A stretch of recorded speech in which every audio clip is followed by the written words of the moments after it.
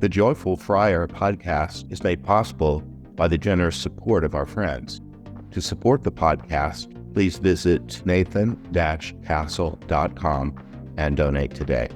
Hello and welcome to this episode of the Joyful Friar podcast. I'm Father Nathan Castle, your host. Today, we're doing the third part of a trilogy based on the story of Saba and others who were killed violently in Libya in their basement in a crossfire in a failed state, urban violence of gangs that were trying to assert some control over their surroundings after the head of state was deposed, and no real cohesive government replaced it. If you haven't seen the previous two or listened to the previous two episodes in this trilogy, I encourage you to do that before going any further with this one. But in brief, the dream that I received that became this story was I was in a bunker or a bunker-like room with only a slit of a window at the top of it. I thought during the dream that it might be the way out, but that didn't turn out to be the case. It was just a little bit of ventilation at the street level for a basement. What I learned from Saba and others and her guardian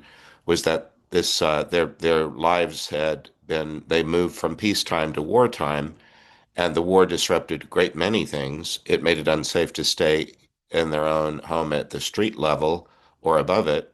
And so many people in her neighborhood, including her, had moved into their basements and then tried to make the basement as homey as they could, bringing some furniture down into it and doing what they could to make it as comfortable as possible. She said that extended families, invited the grandparents and the relatives to all gather together in this one space because there was such violence. Every time another bomb went off, they didn't know whether their loved ones were safe or not. They figured that, well, if we at least are together, we'll know that we're safe. Maybe we can then find food and cook for ourselves and keep ourselves alive in this terrible circumstance. Well, as it turned out, the violence came to them anyway. Someone poured gasoline into that slit of a window and lit it, and she and others died. Their guardian told us a little bit about it. You know, we don't use any of these stories and tell them publicly without going back again into protected prayer and just asking permission, is it okay to use your story? Well, I wasn't sure that I wanted to use this one because it is so violent. But on the other hand, all of these stories that involve trauma at the time of death or preceding it, they all end up redemptive, peaceful, even joyful at the end. And I mentioned in the previous episode that I look at that through the Catholic Christian lens that I've been raised with and have lived my life with, of the crucifixion of Jesus, as horrible and public as it was, with all the powers aligned to bring about his death in such a horrible way. 3 days later, he's risen and showing up and telling people, saying, "Peace be with you." The guardian angel in this story was named Peace, or the Arabic word for it, Salaam, peace. Well, that'll catch you up a little bit, but again, go back and go through the previous two episodes if you want to. But this one is really about spiritual practice, about what is this story evoke that might help us on a spiritual journey, or our own. How does this story relate to us? As I was praying about this episode, came to mind because when Saba and those who were with her were invited to leave that afterlife place where they had been subsequent to their violent deaths, there could have been any number of scenes that would have been paradise, heaven, whatever. When you imagine leaving behind the tragedy that befell them and moving through a healing process at whatever this level is that we work with all the time, and then being free to leave it and go on to something wonderful, what would the wonderful thing be? Well, I've seen so many, we only get a glimpse because we don't follow them. We only show them out the door. So we get a little bit of a sense of what they're entering into, and maybe we get an update when we ask permission. But in this one, what did they see and what were they ushered into that would be a kind of heavenly delight? When it was time for them to leave that war zone behind and the afterlife healing level that they had been moving through to heal from their trauma, what did they see next? They saw their home. They saw the place where they already lived, but it was the way it was before the war, before there was war. At least that's what they saw initially, and they did that in terms of a spiritual celebration called Eid, the end of the extended period of fasting that is called Ramadan. When it was time for them to move along, people were encouraged not to go to some fantasy place or even some highest heaven. They were just invited to step out of where they were into what was familiar but lovely and restored somehow, always made new or made right, set right. And there was abundant food and music and dance. In the Jewish tradition, there's a one of the Psalms that speaks about God's holy mountain. And on God's holy mountain, it's dripping with rich, juicy meats and fine wines and so on, a banquet. Many people, at least in I'm most familiar with the first century, the time of Jesus of Nazareth. Many people didn't have enough to eat because they were an occupied people. The Romans took the best of everything because they could. And very often people just lived at a subsistence level and very infrequently had full bellies. For those of you that know the Christian story, six times in four Gospels, Jesus does these feeding miracles where 4,000 or 5,000 people are fed with very little. And it says in each of the accounts, they're invited to eat as much as they can hold and then to collect up what's left over, and there's an abundance of leftovers. So this idea of there being abundant, superabundant food and a party was what Saba and her friends walked into. She said, we didn't just pile food on one table. We moved from place to place throughout the neighborhood and enjoyed the hospitality of our neighbors in their homes. And we didn't just move from house to house by walking. We sort of skipped and danced. There was music and laughter. So all of it was just being home. There's no place like home. There's no place like home. There's no place like home. Where does that remind you of? Well, I've had Oz on my mind again because recently I met with Jack Canfield of Chicken Soup for the Soul and his subsequent series of books called The Success Principles. He's been a mentor to me for about 10 years, off and on. I met with him recently and was asking his opinion on directions that my ministry might take. I have these four books, the podcast, all this stuff, and I was kind of looking for a way forward with asking his advice. And he said, "Well, you last year with the first half of Wicked came out around Thanksgiving, and the second part is going to come out this fall, and again around Thanksgiving. Why wouldn't you be capitalizing on the interest in that story, the Oz story? You've done such a good job of writing about it." So I'm planning to do that. I'm putting together a Zoom retreat that will go over a series of weeks. I'm inviting you to take part in it if you want, where we'll go through the Oz story as told in my book, En Toto 2, The Wizard of Oz is a Spiritual Adventure. It just captivated me that Saba, of all the things that she could see that were delightful, her heart's desire was just to be home, back in her neighborhood, back with people who were not at war, back where there was plenty of food, especially if you share it. That's all it was. Well, that took me back to Dorothy. Doro means gift, and Theos is God.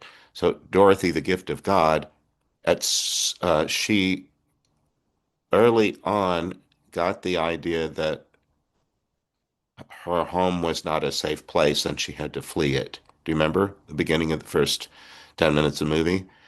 Um, it's not that, well, for starters, you don't know why she's not being raised by her parents. What's that story?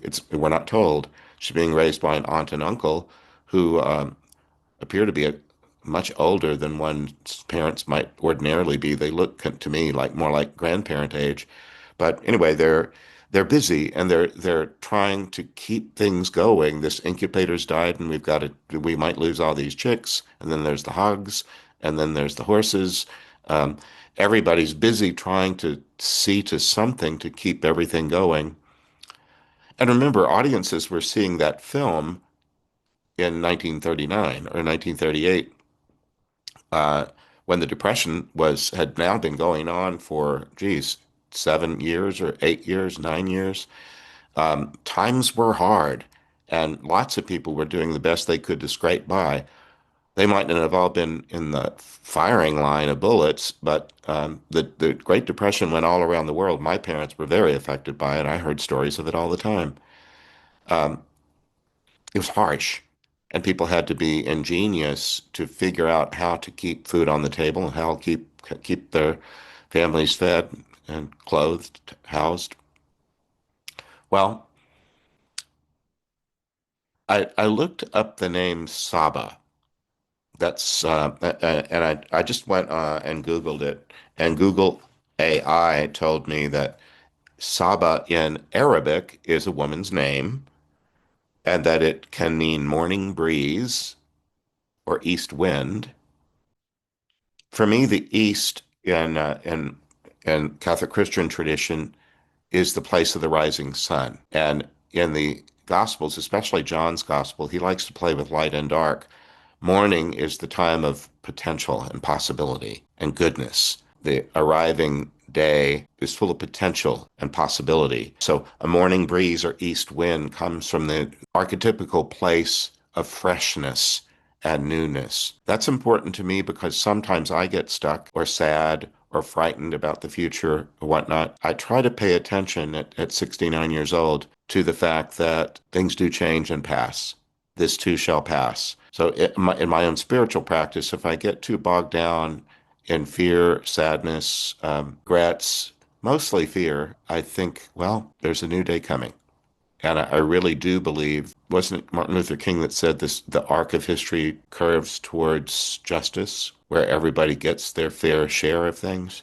I just think Saba has a name that suggests morning breeze, east wind, possibilities, freshness and new beginnings, yearning.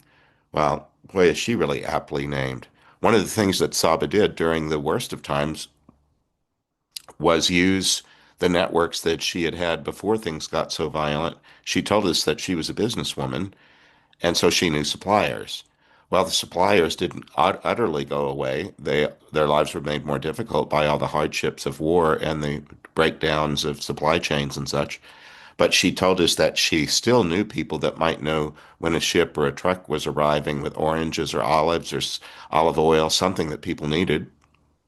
And she did the best, and she said others did their best too, to try to see that we shared around whatever there was to be had. We helped each other out. She did say that not everybody was generous, that sometimes people would hoard and do so because they had their own family to feed. And she said, well, all of us did. Hoarding and hiding one's gifts, it was something that she observed people doing, but she just said, people are different, and that's the way some people responded to being in such a difficult circumstance. I'm thinking that Saba's spiritual journey moved through all that darkness, destruction, fear, toward a happy ending, but it didn't get there overnight. I love the Wizard of Oz story as a spiritual adventure because I believe that it's affected my life so much to begin with. But I believe it can really be a really profound metaphor for how we can learn from our own lives. So I've been praying in preparation for this podcast, asking the Holy Spirit, what would you like me to say? One of the things that her story, that of her and her companions, has done for me is make me want to contribute to international food charities because I know that at least at present, my own country's government is pulling back from a lot of those programs that fed people in places where it's dangerous and where there's a lot of hunger. I might not be able to do anything about that in the moment, but it doesn't mean I can't do something. And so I'm doing something. I'm contributing to some charities that feed people overseas. That idea that charity begins at home. Okay, there's not a bad place to do charitable work, but I don't believe that my home is only one place or only one country. I believe that I'm a citizen of the universe. I'm a St. Paul said we have our citizenship in heaven. Heaven, of course, means sky. Heavens come all the way to the ground. That's why we can breathe. We breathe the atmosphere of the earth. I believe that Saba and her story came right into my room. Do I need other proof that I'm connected to everyone and everything? It came right into my room, right into my heart. So anyway, but for me, one of the spiritual practices that I do in the morning is just do some deep breathing, just to be grateful that there is air that I can breathe, that it's free, that a deep breath is no more expensive than a shallow one. I can afford to breathe. I'm grateful for everything in my body that works, all these complex systems. Uh, Now I'm talking with a lot of people my age, and we do what's sometimes called the organ recital. I was on the phone with a friend from high school the other day, and it was, how's your colon? Well, what about your pancreas? You know, how's that lung? Uh, we have so many, aches and pains, especially, as we get older or love people who are older than we are, that it can be like that. So I'm grateful for everything that works. I'm grateful for the fact that I live in a place where bullets aren't flying, that I can move around safely and freely. I don't take that for granted because our current political circumstance looks more dangerous than I remember it being in my lifetime. I don't let that make me gloomy, but we're more divided than ever, and I just see things that I think are very unsettling. And then I'm looking for what can I do to help. Anyway, one of the things that I believe is a universal truth. It's embedded in the Wizard of Oz, although it's embedded in the universe. It just happens to have a particular expression in the Wizard of Oz. But you remember when Dorothy thinks that she can't go home? You remember near the end of the story, Professor Marvel, who has been unmasked as the the great and powerful Wizard of Oz. He really is just a lost guy who got blown off course on his balloon, and now he's going to take his balloon out and take her home. Well, that fails, and he goes off without her, and then she's left crying near the end of the movie. And Glenda shows up on a bubble. You remember her, the witch of the north, the good witch. She flies in, and Dorothy is grabbing and at whatever outside of her might save her. And Glenda just says, "You don't need to be helped any longer. You could have gone home anytime you wanted." Well, uh, what have you learned, Dorothy? That it ends up being the critical question. It was one that my dad asked when he disciplined us, because discipline is from the Greek word student. And when we made mistakes, he wanted us to learn from them and not repeat them.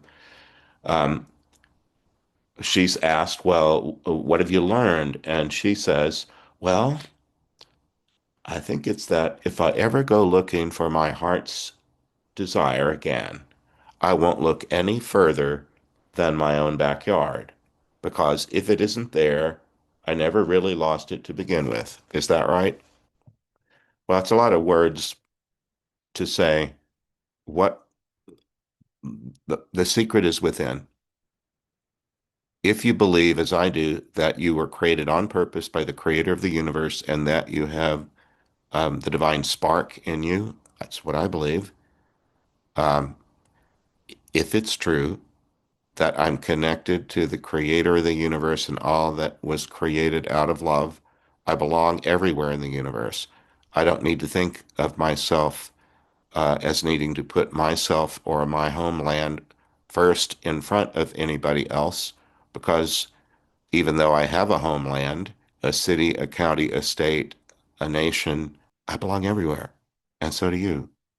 And we belong to everyone. That's one of the things I've enjoyed about being a citizen of the United States of America, because we're saying to each other that we can do this. We don't have to be disparate. We don't need to be 50 states that are rivals with one another. I didn't use the word competing because that has a specific meaning. Competere means to strive with. So our states and our political parties can be competitors, which just means to strive with. Well, I've seen our political process work that way, where we strive to arrive at the best decisions that we can, even though we have disagreements about policy. If we decide that we want to be united, we can strive together for compromise. Co, com, pro, misa. Co means with, pro, to be in favor of, and misa, mission. It's the word for mass for Catholic people. So one who's willing to compromise is one who's willing to be with for the mission. And the mission is larger than my private point of view. Saba and her friends understood that they had a common mission, was to keep each other alive. And they did a good job of that for a very long time. And then even in their afterlife, they were on the receiving end of a lot of help from people whose mission was to help people who died in violent, tragic ways to heal from it, so that that story didn't follow them for all eternity. Thanks be to God.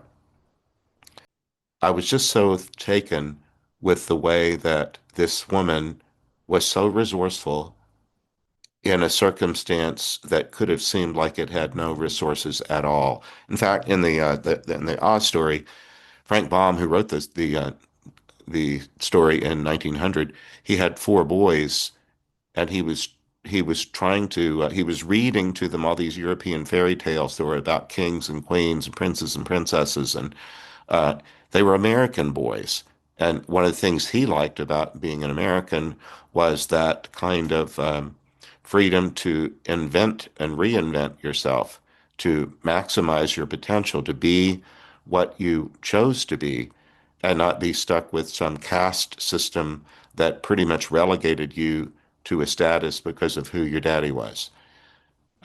He wanted his sons to know also to know that women were as important as men and as resourceful.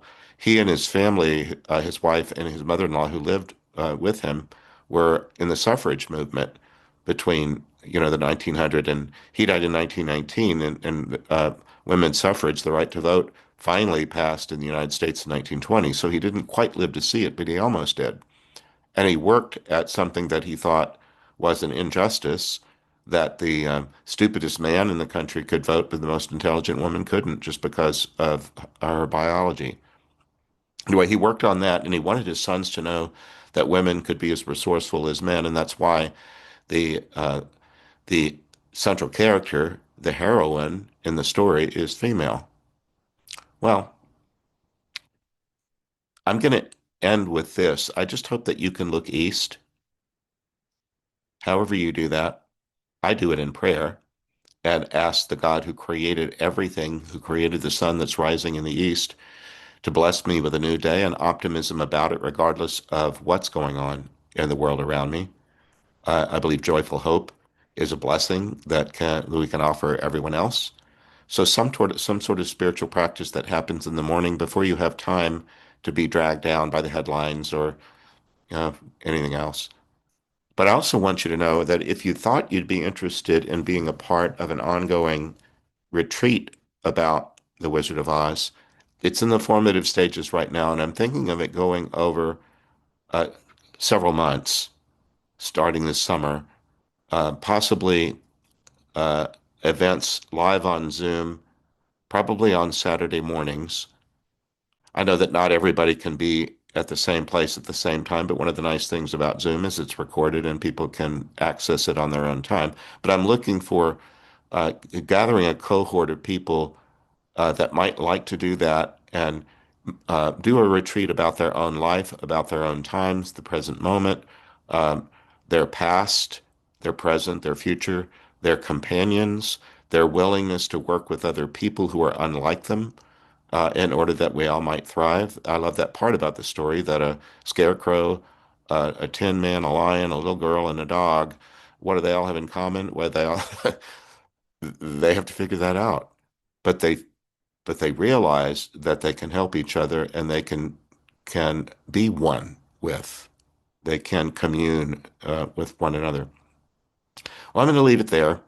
So, if you think you'd like to be involved in a retreat like that, you can let me know. Go on my website, nathan-castle.com, into the contact button thing, and give me information that I can pass on to my assistant, and we can get this thing organized. Anyway, I'm grateful for Saba and for her willingness and her guardian Salaam's willingness to allow us to share this story with you. I hope it's been a blessing to you. Okay? Remember that I pray for you all the time, and when I do, I'm praying that the Holy Spirit that I think of as a gentle breeze, like Saba, can come into you and find its way into any little place where there might have been a chamber that's kind of locked off, where anything that saddens you or something that's happened to you or anything that somehow robs your joy, I pray that the Holy Spirit will go there and help you find a way out of that, leave it behind. So this has been the Joyful Friar Podcast. I'm Father Nathan Castle, your host, hoping that you'll join me next time. Until then, God bless you. Bye-bye. I hope you enjoyed this episode of The Joyful Friar. Please like, follow, and subscribe. You can visit me at nathan-castle.com. Send me a message by clicking the contact button. God bless.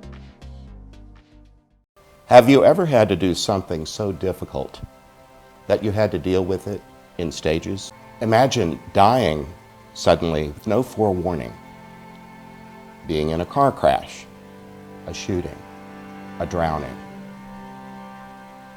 You leave your body, but then what? How do you transition into the afterlife? For some, it flows all at once, but not for everybody. For some, the process of transitioning into the afterlife is interrupted. Maybe there's a need for rest or for learning, or maybe just the chance to adjust to such an abrupt experience. I'm Father Nathan Castle. I'm a Catholic priest. About 23 years ago, the Holy Spirit began to send me people who had died traumatically. They entered my dreams during sleep, showing me what had happened to them and asking for help. They had died and moved on, sort of, but they'd come to a moment where it was time to complete the crossing.